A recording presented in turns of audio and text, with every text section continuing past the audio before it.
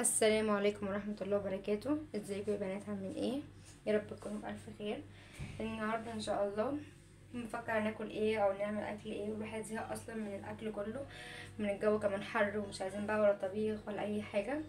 فكرت النهاردة اعمل بقى اكلة كده حلوة وسهلة وبسيطة وما بتاخدش وقت، والاكترية يعني الناس بتحبها وكده يعني. فهعمل النهاردة معاكم كبدة اسكندراني، ويا رب تعجبكم بتكات توتة وحودة. تعالوا بقى نقطعها مع بعض. بصوا انا عندي هنا نص كيلو كبده، هنقطعها دلوقتي مع بعض بطريقه الاسكندراني، شرايح كده رفيعه خالص. وعندي هنا 4 قرون فلفل رومي، وقرن فلفل حامي، و5 بصلات، وعندي 5 6 فصوص توم كده.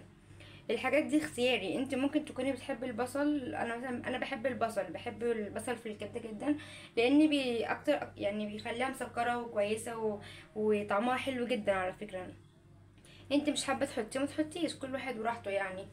والفلفل الرومي طبعا ده اكيد يعني الكل بيحبه طبعا في الكبده. والفلفل الحامي ده اختياري، يعني انت وراحتك بقى، شوفي انت بتحبي بقى حاجه سبايسي ولا لا، واللي انت عايزاه. هقطع بقى الحاجة وارجع لكم طيب تاني عشان ما اكترش الفيديو عليكم ولا اطول. تمام،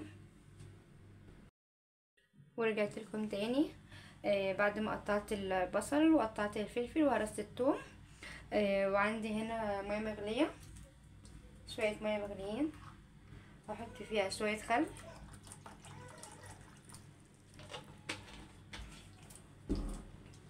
وعصره ليمونه. اللي ما عندوش ليمونه عادي، مفيش اي مشكله، نحط الخل بس. وهنا هحط الكبده اللي انا قطعتها،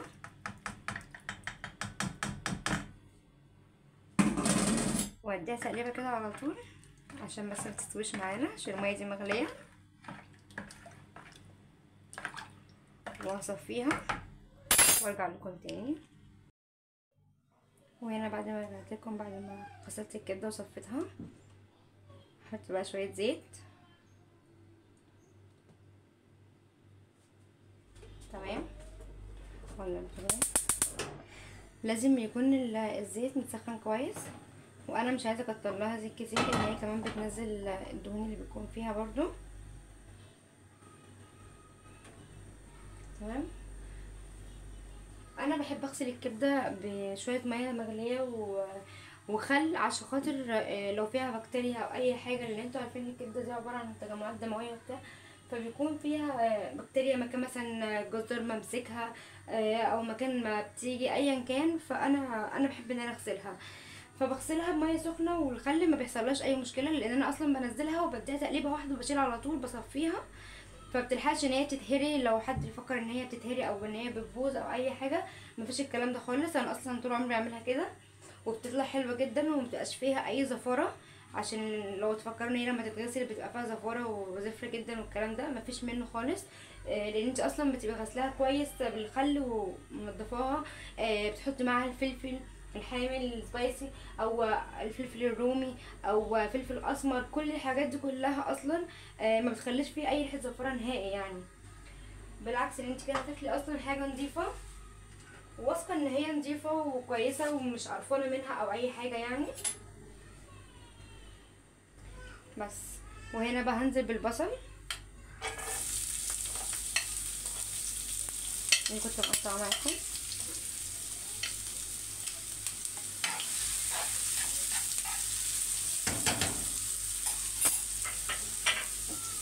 اهو البصل انا مش هخليه يتحمر قوي، هو بمجرد ما هيدبل بس هحط الكبده عليه، مش عايزاه يتحمر جامد يعني. اول ما يدبل سوري هحط بس هنزل بالثوم عليه، هديله برضو تقليبتين 3 لان الثوم برضو بيتحمر على طول. بعد كده هنزل بالكبده، هشوحهم مع بعض مثلا 5 دقايق ولا حاجه، وننزل عليهم بالفلفل، لان الكبده اصلا مبتحبش نار كتير عشان ما تنشفش وتبقى جوسي وطريه وحلوه. اهو هحمر تاني البصلايه وارجع لكم تاني. وهنا بصوا بعد ما البصله دبلت زي ما انا عايزاها، هنزل عليها بالثوم.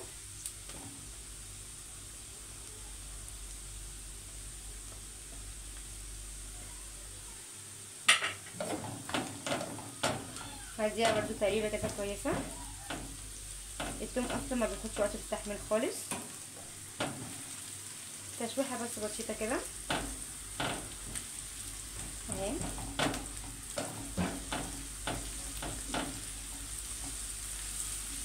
ريحتها حلوه قوي.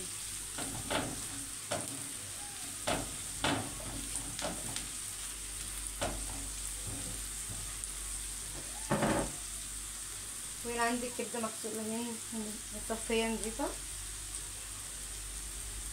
ونضيفه وحلوه اهي.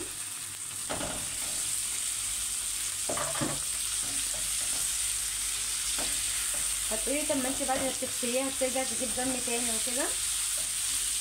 تمام، هتجيب دم تاني لان هي اصلا الكبده عباره عن تجمعات دمويه زي ما قلت لكم، فهتفضل تجيب دم لو غسلناها 100 مره. بس انا بحب اغسلها اول مره بس عشان خاطر قلت لكم ان هي تبقى نضيفه بس مش اكتر. تجيب بقى دم تاني ما تجيبش بقى، ما فيش اي مشكله عادي. الكبده اهي مش هقلب فيها كتير، هخليها بس تشمع كويس كده من الزيت عشان خاطر ما تتهريش معايا، او عشان ما تجيبش ميه كمان كتير. انا مش عايزاها تنزل ميتها عشان تفضل محتفظه بالميه بتاعتها والطيب بتاعتها وتكون جوسي وحلوه. هقلب بس كده بالراحه اهو. هي اصلا بتاخد دم على طول، ما بتاخدش وقت خالص اصلا.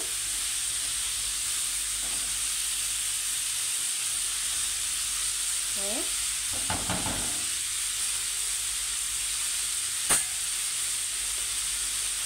انا كنت حاطه الملح في الثوم وانا بدقه،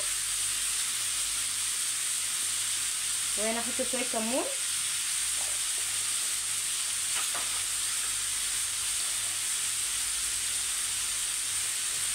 وشويه كزبره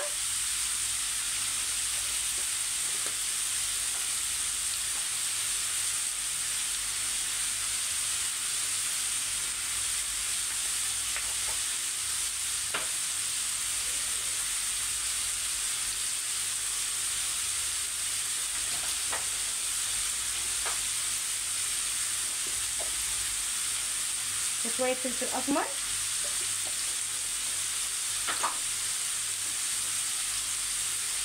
هنقلبها كويس اهي.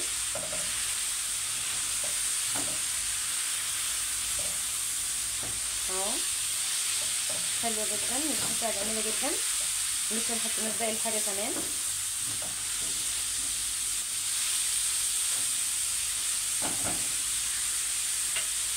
هنزل بقى عليها بالفلفل الاحمر والفلفل الرومي اخضر وفلفل حامي عشان بحبها سبايسي.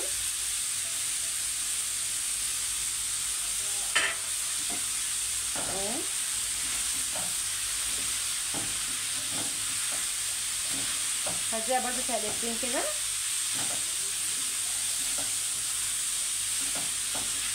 اهي.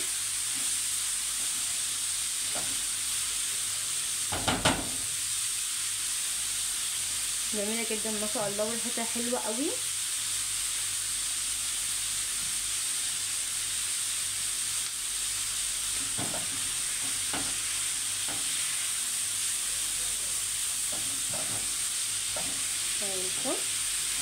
جميله جدا.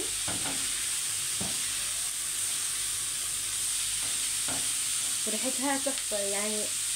تكايه الثوم مع البصل بيدي ريحه قويه قوي وتست عالي وجميل قوي.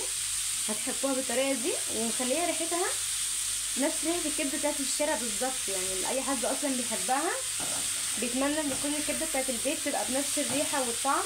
جربوا الثوم مع البصل هتلاقوها بنفس ريحه الشارع، لان اكتريه الناس في البيت بيعملوها بالبصل بس، وفي ناس ما بتعملش اصلا ولا بصل ولا ثوم، وبيبقوا عايزينها تبقى زي الشارع. تبقى زي الشارع ازاي وانتوا اصلا مش حاطين الحاجات اللي بتديها الريحه الجميله دي والطعم القمر ده؟ فانتوا لازم تهتموا بالتفاصيل دي عشان هي تحسن معاكم من الطعم.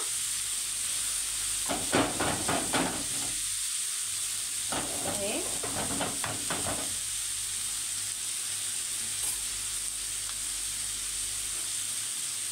هكمل تسويتها وارجع لكم تاني.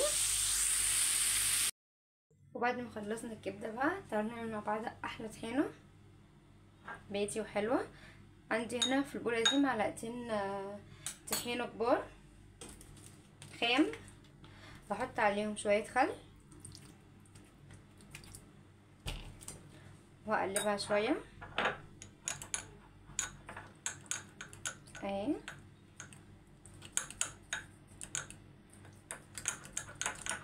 اهي وبعد كده احط عليها شويه ملح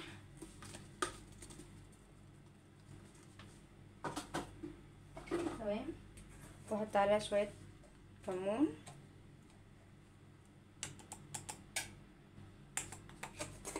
مش كتير،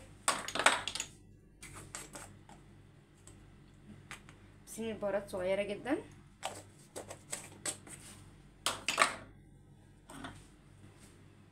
واحط لها كمان سنه فلفل اسمر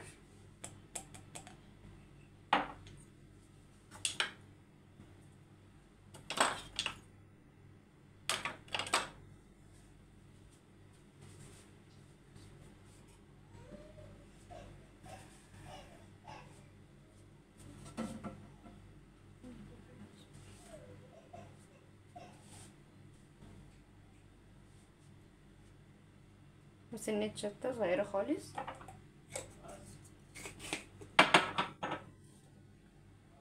واحط كمان شويه ميه سخنين ربع كوبايه بس كده، وهنقلب لو احتاجت تاني نحط لها اهي.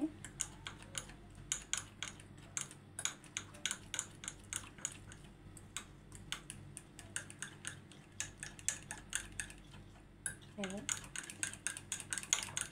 ما شاء الله حلوه ومش محتاجه تاني، هي سمكه كده كويس عشان متبقاش خفيفه كده ولا خفيفه ولا تقيله، يعني كويسه جدا عشان لما نحطها في السندوتشات ما تبهدلش الدنيا بقى اهي. ما شاء الله جميله اهي، حلوه جدا. هوريكم بقى بعد ما خلصنا. وهنا حبايب قلبي بعد ما خلصنا بقى خلاص وعملنا احلى كبده مع بعض. بصوا بصوا جمالها، بصوا حلوه ازاي وجميله، وبصوا الطحينه حلوه ازاي. بصوا متنسوش بقى تقولوا رايكم ايه في الكومنتات، وتعملوا لي احلى لايك بقى منكم، وتفعلوا الجرس وتعملوا سبسكرايب. يلا باي باي.